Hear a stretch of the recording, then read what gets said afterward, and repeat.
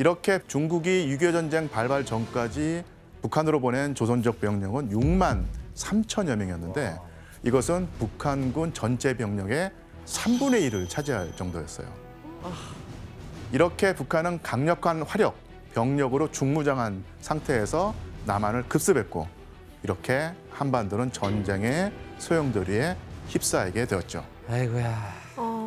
너무 우리가 열악했네요, 상황이. 예, 그렇다면 예상치 못한 북한의 남침 소식에 미국은 어떤 반응을 보였을까요? 일단 배우를 좀 알아보려고 했을 것 같은데. 예, 1950년 6월 24일에 미국의 트루만 대통령은 자기의 고향인 미주리주의 작은 마을인 인디펜던스에서 주말 휴가를 보내고 있던 중이었어요.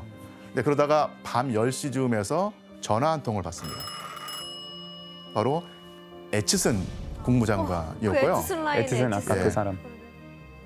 애치슨은 북한이 38선을 넘어서 남한을 침공했다고 보고를 합니다. 1950년 6월 25일 새벽 4시에 북한군이 38선에서 남침을 시작했습니다. 탱크를 앞세운 북한군이 개성을 점령하고 춘천을 포위했으며 동해안으로도 상륙했습니다. 한반도에서 전쟁이 발발했다는 급작스러운 소식에 놀라긴 했지만 트루먼은 곧바로 애치슨 국무장관과 전략을 논의하죠. 그리고 두 사람의 결정은 6.25 전쟁에 미국이 군사력으로 대응하되 유엔 안전보장이사회의 승인을 거쳐서 대응하자는 것이었습니다. 그런데 트루먼이 유엔 안보리의 승인을 받으려 했던 데는 또 다른 실질적인 이유가 있었습니다. 바로 6.25 전쟁에 미국이 가능한 한 빨리 개입하기 위해서였어요. 빨리? 그러니까 왜냐하면 미국 의회의 승인을 거쳐서 전쟁 개입 여부를 결정할 경우에 내부 승인 절차 그리고 미국 의회 내에 전쟁 개입에 반대하는 의원들이 있을 수가 있거든요. 그러니까 이런 것까지 고려하면은 트루먼은 미국 의회의 승인을 거치지 않고 시간이 오래 걸리니까 유엔 안전보장이사회를 활용해야 한다고 판단했던 것이죠. 그게 더 빠르구나. 빨리 들어가기 위해서. 예. 교수님, 유엔 안전보장이사회가 뭐길래 미국이 그런 전략을 짠 겁니까? 흔히 안보리라고 부르는 유엔 안전보장이사회는 유엔의 핵심 기구입니다. 국제 분쟁 조정이나 국제 평화 유지를 위한 일들을 집행하는데 중요한 것은 이 안보리의 결정은 법적 구속력을 갖고 있었고 회원국들은 반드시 그 결정 사항을 이행해야만 한다는 것입니다. 강제성이 있다는 거네요. 예, 트루먼은 이런 안보리의 강력한 힘을 통해서 6.25 전쟁의 개입의 정당성을 확보하려고 했던 것이죠.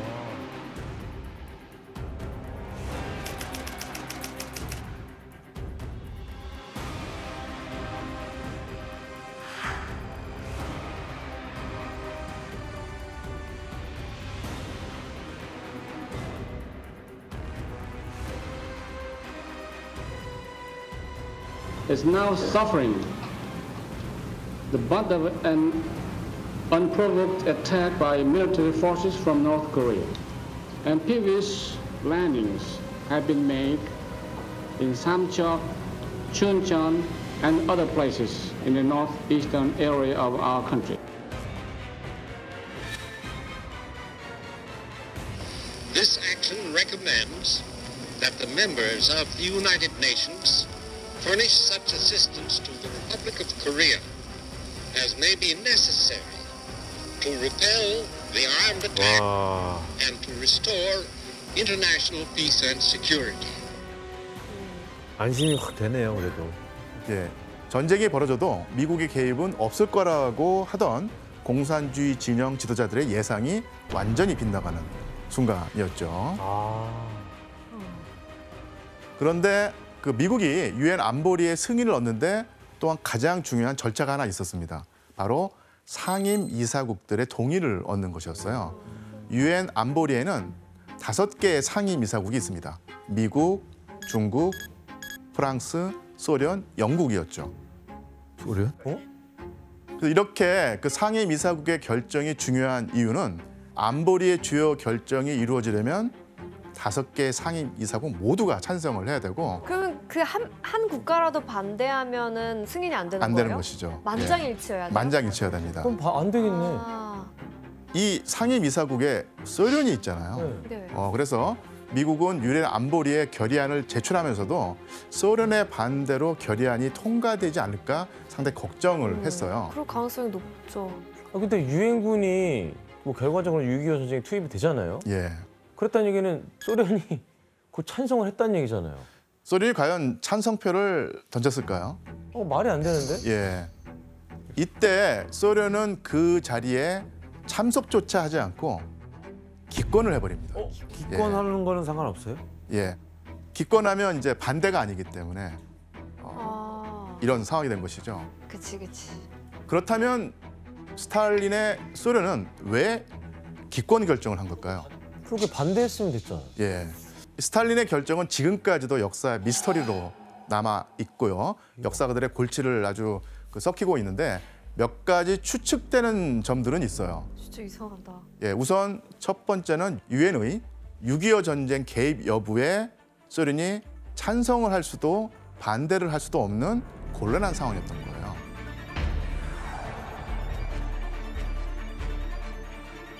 그러니까 스탈린이 이 전쟁에 개입할 것을 끝끝내 숨기려고 했던 것으로 알고 있죠. 이런 점을 고려할 때 그 자리에서 만약에 소련이 거부권을 행사한다면 6.25 전쟁의 배후에 소련이 있다는 것을 인정하는 셈이 될 테니까 그런 선택은 또 피해야 했던 것이고요. 그렇죠. 그쵸. 대놓고 인정하는 거니까. 반대로 거부권을 행사하지 않으면 다른 공산주의 진영 국가들에 대한 배신을 의미했기 때문에 이 또한 파장이 상당히 큰 선택이었습니다. 그 양다리를 교묘하게 걸쳐놓은 예. 거네요. 그래서 이러지도 저러지도 못하는 입장에서 소련이 기권을 했다는 추측이 또 있고요. 그게 맞는 것 같은데. 두 번째는 스탈린이 유럽에서 공산주의를 지키기 위한 목적으로 의도적으로 기권했다는 추측도 있습니다.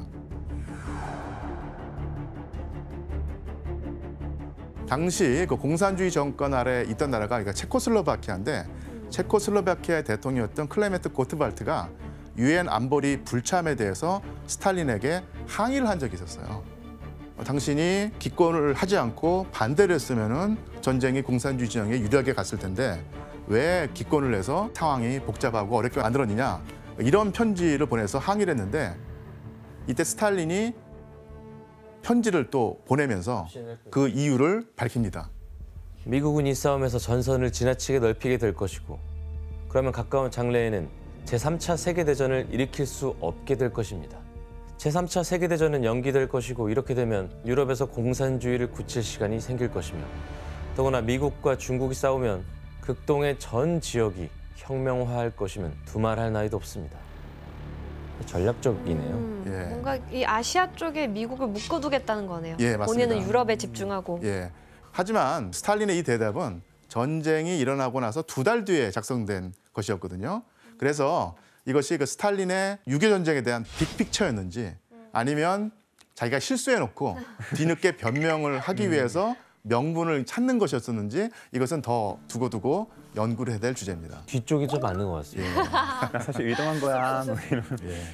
결과적으로 소련 측의 불참으로 유엔 안보리의 승인이 이루어졌고요. 6.25 전쟁에 대한 결의안 제82호가 채택이 됩니다. Calls for the immediate cessation of hostilities. Calls upon the authorities in North Korea to withdraw forthwith their armed forces to the 38th parallel. 이러한 유엔 안보리의 결의안으로 북한은 국제적 차원에서 침략국으로 규정이 됐고요. 이로써 유엔군이 조직될 수 있었죠. 그것과 함께 6.25 전쟁은 미국이 다른 나라의 전쟁에 개입하면서 유일하게 유엔을 동원할 수 있었던 전쟁으로도 기록이 됩니다.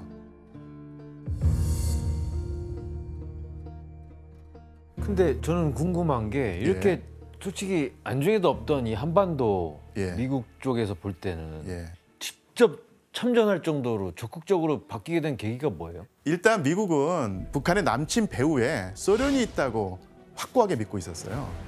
당시는 중국의 공산화로 인해서 미국이 충격을 받았고 그 충격이 가시기도 전이었고 한반도마저도 공산화된다면 아시아 지역에 대한 주도권을 소련에게 넘겨주게 될 형국이었죠. 그러니까 미국으로서는 남한의 공산화는 반드시 저지해야 될 일이었던 것입니다. 그리고 여기에는 국제사회에서 미국의 신뢰도를 유지하기 위한 목적도 작용했는데요.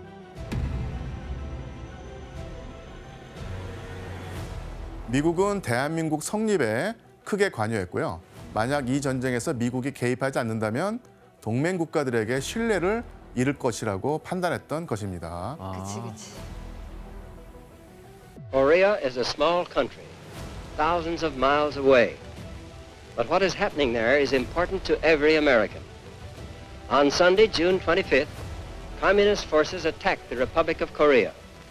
Free nations must be on their guard, more than ever before, against this kind of sneak attack.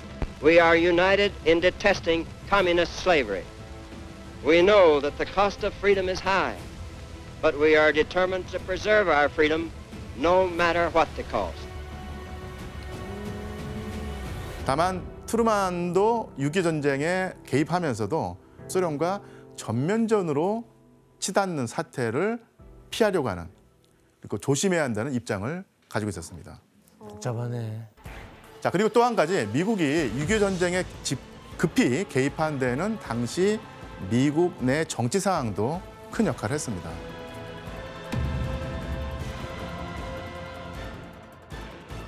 미국의 강경 보수파들이 전쟁 발발 이전부터 소련이 예상보다 빨리 핵무기를 갖게 된 것, 그리고 중국이 공산화된 것, 이것이 다 미국 안에 있는 공산주의자 때문이었다고 몰아세웠어요.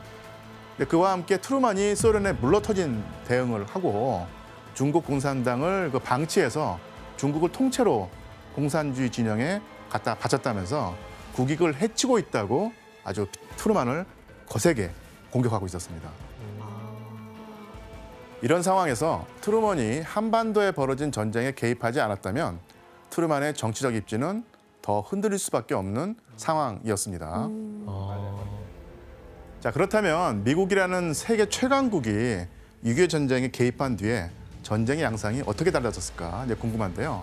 전쟁이 발발한 지 일주일도 되지 않는 1950년 7월 1일에 주일 미군이 한반도에 상륙을 했고, 이어서 7월 8일 미국 병력과 더불어서 영국, 호주, 튀르키예 등지에서 파견된 유엔군이 처음 전장에 나타나게 되죠.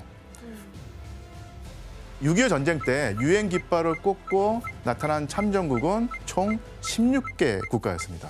그리고 1953년까지 총 34만 1천여 명을 파견했습니다.